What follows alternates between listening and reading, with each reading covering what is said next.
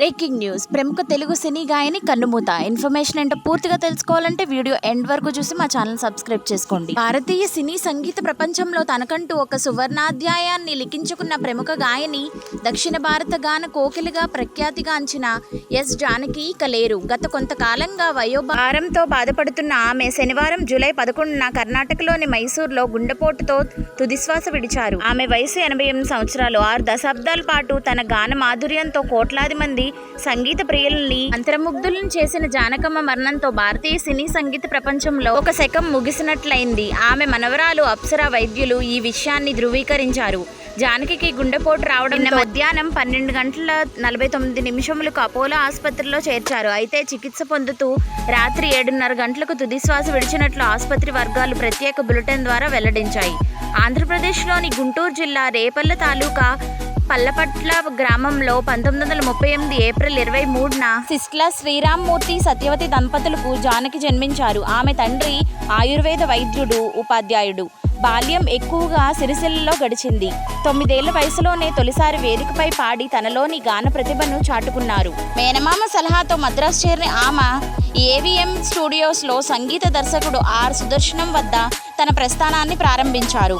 1957లో తమిళ చిత్రం విధియిన్ విలయాట్టుతో నేపథ్య గాయనిగా అరంగేట్రం చేసిన జానకి అదే ఏడాది తెలుగులో ఎమ్మెల్యే చిత్రంలో పాడారు. తొలి సంవత్సరంలోనే ఏకంగా 6 భాషల్లో పాటలు పాడి అబ్బురపరిచారు. ఆమె 6 దశాబ్దాలు సుదీర్ఘ సంగీత తెలుగు, తమిళం, కన్నడ, మలయాళం, హిందీతో పాటు 20 భారతీయ భాషల్లో, అలాగే ఇంగ్లీష్, జపనీస్, జర్మన్ వంటి విదేశీ భాషల్లోనూ కలిపి 48,000కు పైగా పాటలను రికార్డ్ చేశారు. మాతృభాష తెలుగు అయినప్పటికీ ఆమె అత్యధికంగా కన్నడంలో, ఆ తర్వాత మలయాళంలో పాటలు పాడారు. భావాన్ని బట్టి స్వరాన్ని మార్చడంలో ఆమె సాటి.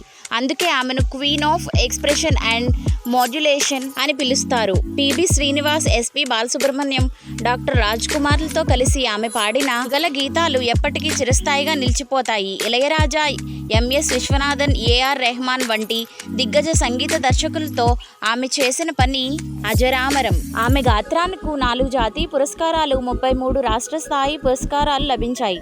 మైసూర్ విశ్వవిద్యాలయం గౌరవ డాక్టరేట్తో సత్కరించింది. అలాగే 2013లో కేంద్ర ప్రభుత్వం ఆమెను పద్మభూషణ్ పురస్కారానికి ఎంపిక చేయగా తన సంగీత సేవలకు భారతరత్న రావాలని భావిస్తూ ఆ పురస్కారాన్ని సున్నితంగా తిరస్కరించి తన ఆత్మగౌరవాన్ని చాటుకున్నారు. 2017లో అక్టోబర్ 28న మైసూర్లో నిర్వహించిన కచేరీతో ఆమె తన గాన ప్రస్థానాన్ని వీడ్కోలు పలికారు.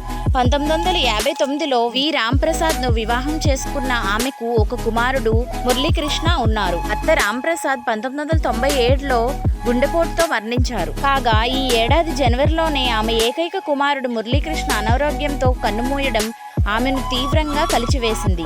కుమారుడిని కోల్పోయిన కొద్ది నెలలకే జానకి కూడా భౌతికంగా దూరమవ్వడంతో సంగీత ప్రపంచం శోకసంద్రంలో మునిగిపోయింది. ఇలాంటి త్వరిత సమాచారం, ఆసక్తికరమైన విషయాలు, అద్భుతమైన విషయాలు, ప్రపంచ విశేషాలు తెలుసుకోవడం కోసం తెలుగు ఫ్యాక్ట్స్ వైర్ ఛానల్ని సబ్స్క్రైబ్ చేసుకోండి. Thank you for watching.